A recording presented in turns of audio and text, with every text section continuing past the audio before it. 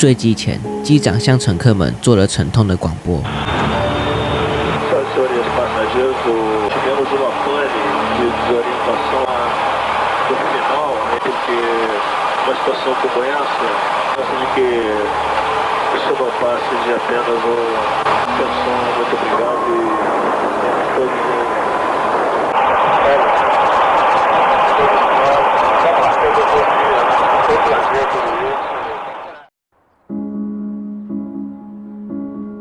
1989年9月3日，巴西航空254航班搭载着48名乘客以及6名机组，准备从马拉巴机场飞往贝伦机场。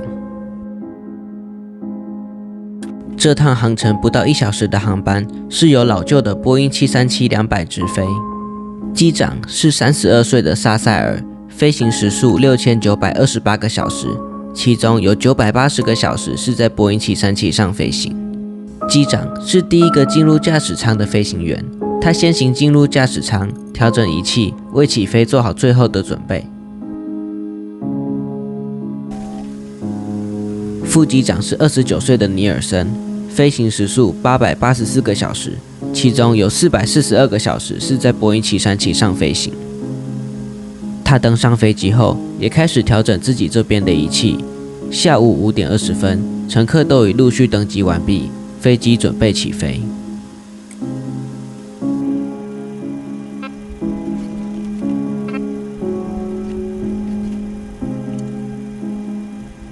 下午5点35分，航班顺利升空，他们预计爬升至巡航高度29000尺的高空。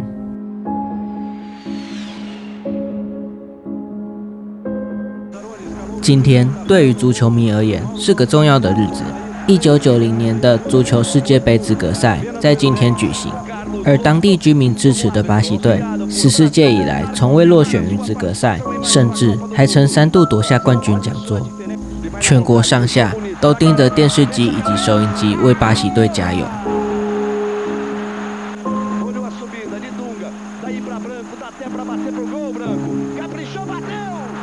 与此同时，巴西航空254航班已爬升至29000尺的巡航高度。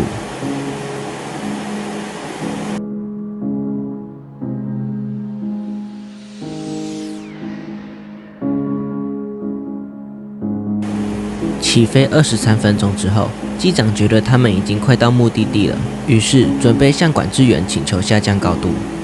就在这个时候，飞机出现了第一个问题。他们联系不上目的地机场贝伦管制中心，重复试了几次后，他们决定放弃原本正规的无线电，而采取长距离的无线电向附近的飞机求救。在附近飞机的协助下，他们终于能够以长距离无线电联系贝伦管制中心。当时的贝伦管制中心还没有雷达，管制员允许飞机下降至高度2万英尺。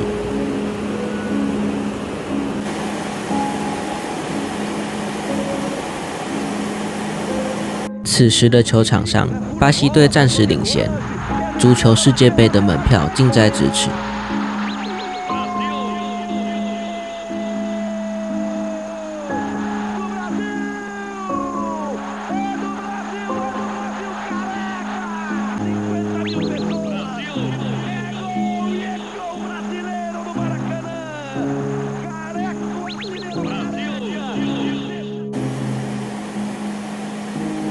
飞机离开29000英尺，但机长却觉得很奇怪，因为他看不到任何与当地有关的地理特征，他甚至也看不到贝伦市的灯光。机长询问贝伦塔台，城市是不是停电了？塔台也回答，没有啊，没有停电。随着高度下降至2万英尺，仪器中显示飞机已飞越贝伦机场30英里。机长决定把飞机180度掉头，直接向后转，以090的航向寻找贝伦机场。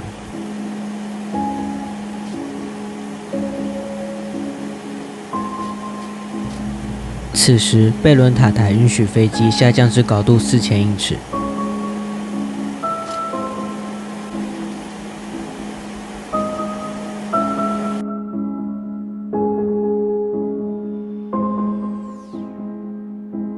飞机一路下降，又飞了好远，机长却依然找不到贝伦机场。机师们都很紧张，就连乘客也发觉到了异样。当飞机接近1万英尺时，机长突然想到了一个方法。因为当时每个广播电台都在报道这场轰轰烈烈的足球赛，机长决定接收广播电台的讯号，跟着贝伦市的广播电台讯号，这样子或许就能到达贝伦。他选择了频率127.0的瓜哈拉电台，以及频率133.0的自由电台。跟着这2个民用广播电台的讯号，在高度1万英尺时，机长将飞机右转至航向165，并持续下降至4000尺。这2个电台都在报道着足球赛。这时的球赛已进行70分钟，只剩下最后的20分钟了。智利队以1-0的分数落后，球场上却发生了争执。一名巴西队球迷罗森里梅洛向智利队的守门员扔了烟火，虽然没有砸到守门员，但守门员却故意用刀划破自己的额头，企图让比赛无效。甚至巴西队有可能因此受到制裁，而直接判本来落败的智利队获胜。满脸是血的罗伯托·罗哈斯被抬了出去，而智利队球员也以球场不安全为由，拒绝再回到场上。当飞机下降至4000英尺时，航管员指示飞机继续下降至2000英尺，并给了目视降落的许可。而机长决定先保持4000英尺，等到看到机场时再继续下降。这时候，机组在雷达上发现了一条河流，机长喜出望外，认为这就是亚马逊河，只要顺着亚马逊河飞，就能够到达贝伦机场。然而，情况并没有想象中的顺利，飞机飞了好远，却仍看不到贝伦机场。预定降落时间的10分钟后，贝伦机场发布了紧急状况，但因为没有雷达，不知道飞机的确切位置，机场方面也是无可奈何。在延误了30分钟之后，机长决定再掉一次头，以350的航向飞向圣塔伦机场。他们认为这是最近的机场。经过计算后，他们发现油量已不足以到达圣塔伦机场，情况瞬间变得紧张又复杂。机长决定再次把飞机向南飞，顺着河流飞行。此时，机长向航管报告，他已看到卡拉斯灯塔的灯光。然而，塔台却回答，卡拉斯灯塔早已在7点半时熄灯。这使得机长很困惑。不过，为了指引飞机，航空管制员仍然将卡拉斯灯塔的灯光点燃。随着时间的流逝，燃油即将耗尽。晚上8点半，飞机错过了最后一座机场，机组也意识到坠机已成必然。他们决定爬升至8500英尺，直到燃油耗尽，这样子在坠机时才不会产生爆炸。坠机前，机长向乘客们做了沉痛的广播。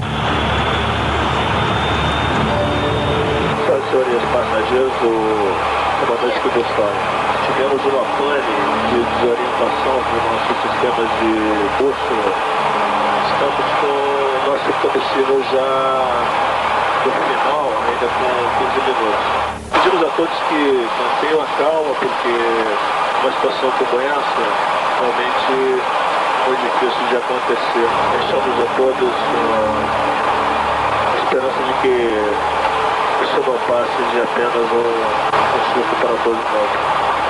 Atenção, muito obrigado e todos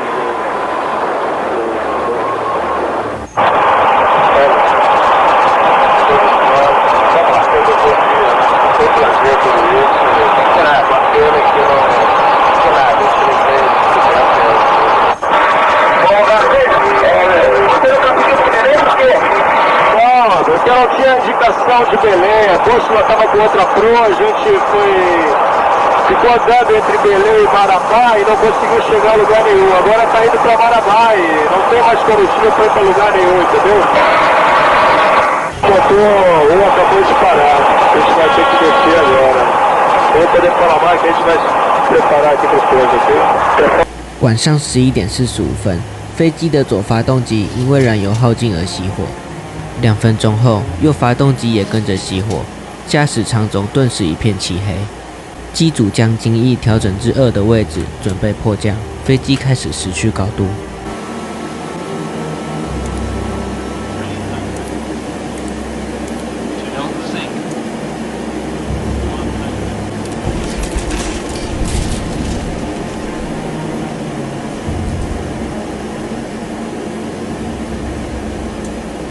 Pressão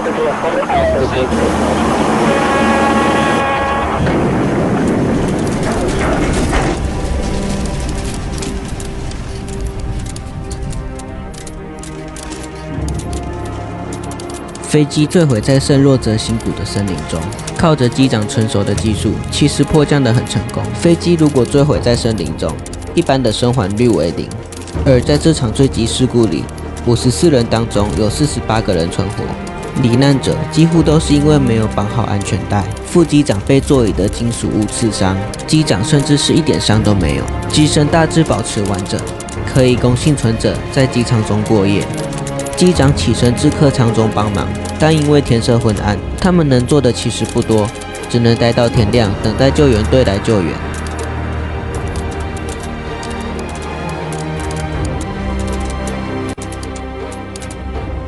隔天早上，在机长的带领下，乘客们互相帮忙，一起照顾受重伤的乘客。但因为飞机上的医疗资源有限，没办法照顾到所有人，许多重伤的乘客已是奄奄一息。而第一天竟然就在等待中度过了，始终看不到救援队的身影。第二天，没受伤的乘客到附近找水源，包含事故当晚，他们已经在飞机上过了2个晚上。几位受重伤的乘客因为延误就医，已经陆续死亡。毕竟坠毁在丛林中，比较不容易被发现。眼看着黄金救援48小时就快过去，他们被救援队找到的几率越来越渺茫。坠机后的第2天，也就这么在等待中度过了。第3天，机长想到有没有可能因为是迫降时比较平稳，让紧急定位器没有自动发射，在缺乏水源的情况下，机长只能解下裤腰带，让紧急定位器浸满尿液，希望使系统判定为飞机坠海。机组们没有受过荒野求生训练，此时的他们与乘客无异。